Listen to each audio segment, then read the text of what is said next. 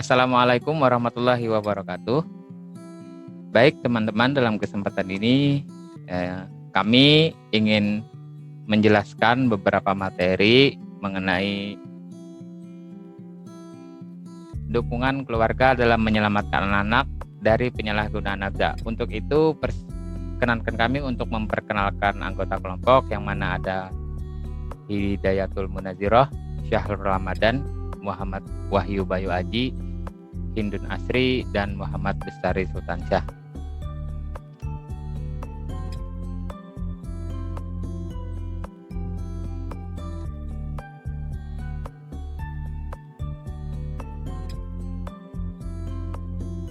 Masalah keluarga dan anak mengenai penyalahgunaan nafza.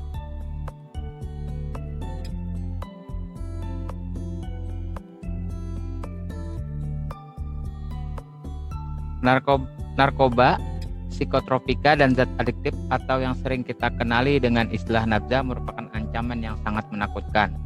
Penyalahgunaan nafza merupakan wabah bagi manusia dan telah menjadi masalah global di negara-negara di dunia, tak terkecuali Indonesia. Dalam periode tahun 2015 sampai dengan 2018, Badan Narkotika Nasional atau BNN Republik Indonesia telah mencatat sebanyak 5.327 kasus. Banyaknya kasus penyalahgunaan barang terlarang ini seakan menjadi peringatan berarti bahwa masalah sosial penyalahgunaan nafza ini harus ditangani dengan serius. International crime ini melibatkan jaringan yang sangat luas serta banyak negara, sehingga dalam peredaran narkoba ini didukung oleh pasokan dana yang besar serta menggunakan teknologi yang canggih. Dengan keadaan demikian, perdagangan internasional nafza ini dapat dilakukan dengan rapih dan cepat serta tanpa mengenal batas negara. Kondisi semacam ini tentunya memberikan dampak yang negatif bagi suatu bangsa. Hal ini dikarenakan penyebaran luas serta penyalahgunaan nafza dapat berimbas pada terganggunya kondisi sosial, ekonomi, budaya, fisik, psikis, moral, serta pertahanan dan keamanan bangsa. Besarnya kasus penyalahgunaan nafza di Indonesia salah satunya adalah karena wilayah geografis Indonesia berdekatan dengan daerah Golden Triangle atau segitiga emas. Daerah segitiga emas merupakan 3 negara, yakni Myanmar, Thailand, dan Laos yang dikenal sebagai negara penghasil opium terbesar di dunia. Kedekatan Indonesia dengan ketiga negara tersebut menjadikan Indonesia sebagai sasaran empuk, sehingga mengakibatkan perkembangan penyalahgunaan nafza menjadi semakin luas, mulai dari adanya peningkatan produksi, penjualan, serta tingkat penyebaran.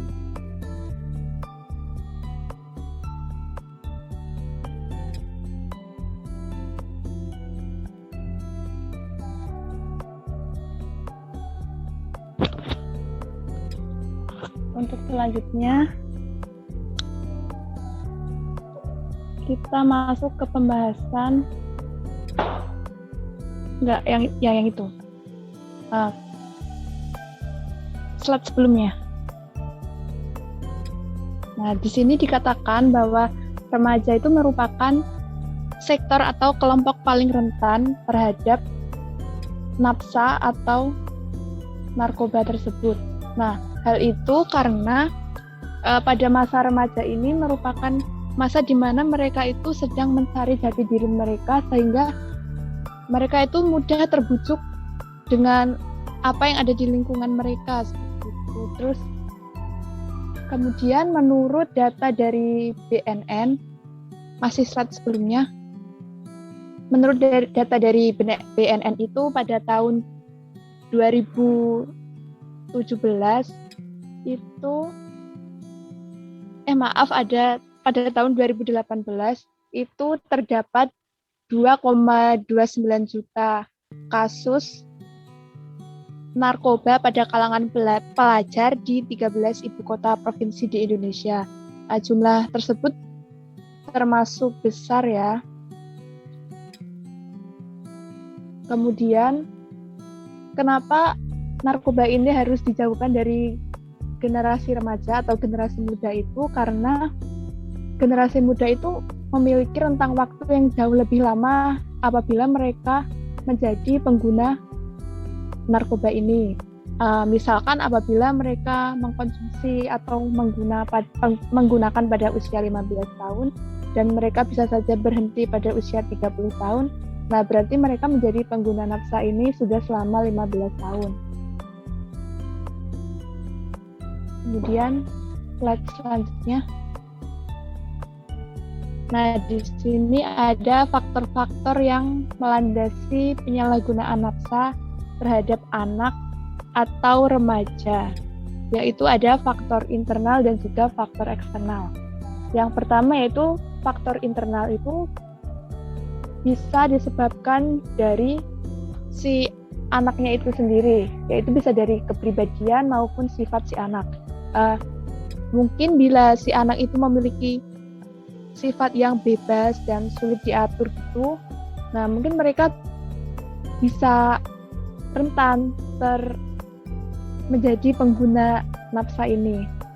Nah kemudian untuk faktor eksternal itu, untuk faktor eksternal ini bisa berasal dari beberapa sektor. Yang pertama bisa dari sektor keluarga.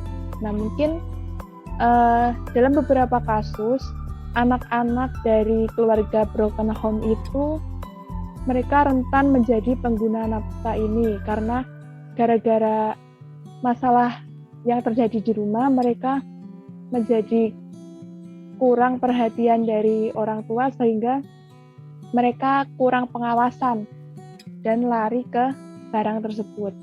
Selanjutnya juga ada dari faktor pergaulan. Hal tersebut dapat terjadi karena mereka memilih teman atau lingkungan pergaulan yang salah. Seperti itu.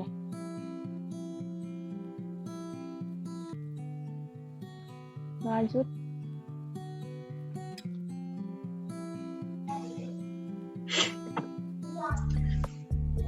Penyebab seseorang melakukan penyalahgunaan nafsa memanglah beragam. Akan tetapi dampak yang ditimbulkan akibat kecanduan dari bahan terlarang ini juga tidak kalah beragam.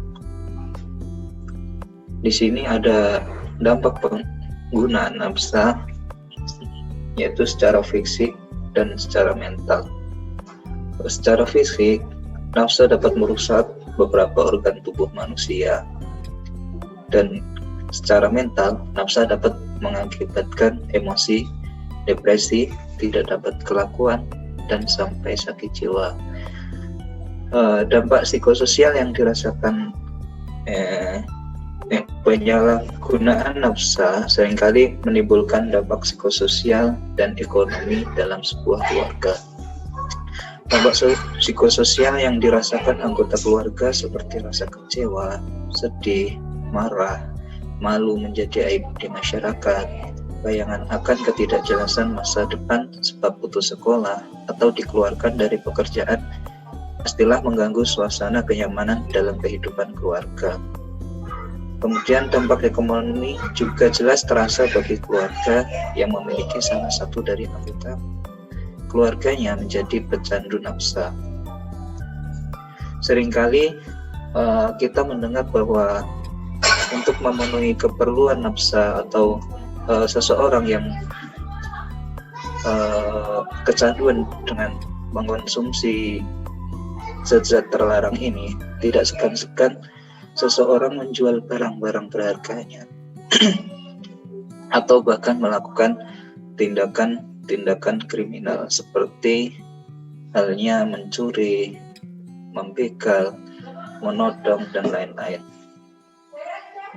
Next.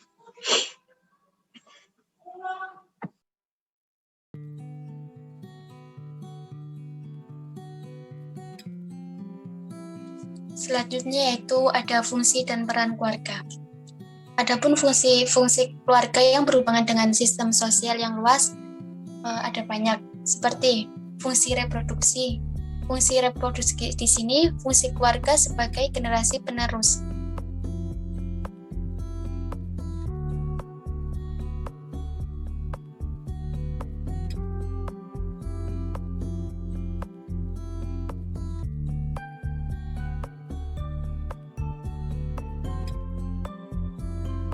anggota keluarga.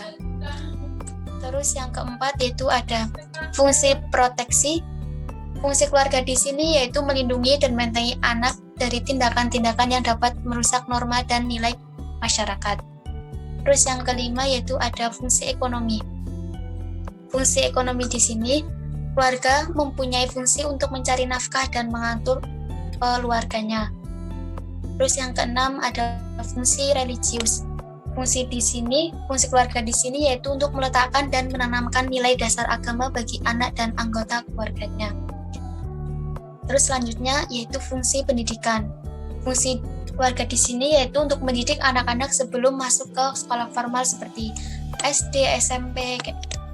Selanjutnya itu ada fungsi rekreasi. Fungsi rekreasi di sini yaitu untuk menciptakan suasana yang menyenangkan bagi anggota keluarganya. Contohnya bisa mengajak si anaknya berrekreasi ke tempat renang atau ke tempat yang disukai oleh si anaknya itu. Terus yang terakhir yaitu fungsi penentuan khusus status. Jika dalam masyarakat terdapat perbedaan status yang besar, maka keluarga akan mewariskan statusnya pada tiap-tiap anggota atau individu setiap anggota keluarganya. Selanjutnya yaitu ada peran keluarga bagi si anak. Yang pertama yaitu menanamkan pendidikan agama pada anak sejak dini. Nah, kita kan sudah mengetahui apa pengertian nafsa tadi. Oleh karena itu, sebagai orang tua harus bisa menanamkan pendidikan agama pada anak sejak dini agar mereka bisa mengenali apakah itu hal yang terlarang atau yang boleh dilakukan. Selanjutnya yaitu memberikan kasih sayang, rasa aman, dan perhatian kepada anak. Kan tahu sendiri kalau anak di sini masih memiliki mental yang belum stabil atau berubah-ubah. Sebagai kedua orang tua di sini harus bisa memberikan rasa kasih sayang dan perhatian kepada si anak agar si anak itu bisa nyaman berada di lingkungan keluarganya seperti itu. Terus yang terakhir yaitu menjadi contoh teladan yang baik kepada anak. Melalui keluarga, anak juga harus bisa bersosialisasi yang baik. Sosialisasi di sini kita sudah mengetahui kan proses belajar untuk menjadi anggota dari sebuah masyarakat dengan menjadi makhluk sosial.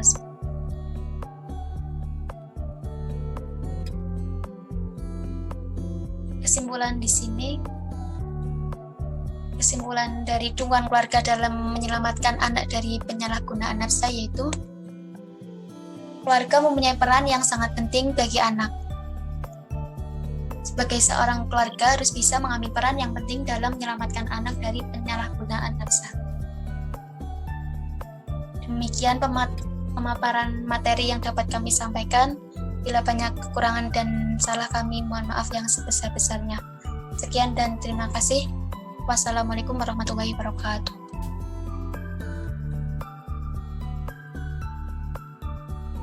Baik, nah itu tadi pemaparan dari kami mengenai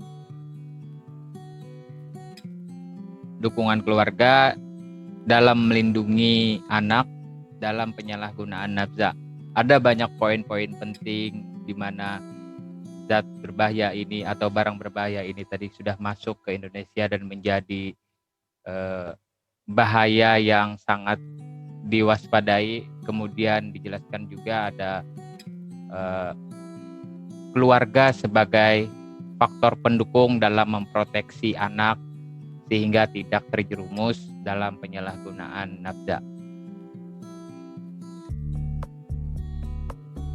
Saya selaku moderator dalam sesi kali ini mengucapkan mohon maaf apabila terdapat kekurangan, kesalahan, dan saya mengucapkan terima kasih kepada pihak yang mendukung. Sekian dan terima kasih.